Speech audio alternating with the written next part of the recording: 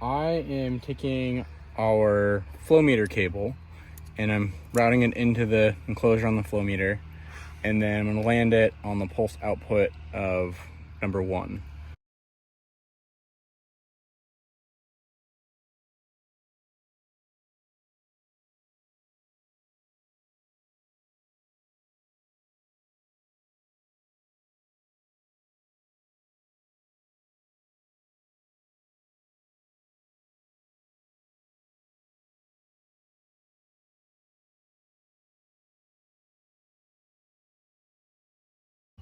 What kind of systems does FarmHQ work for?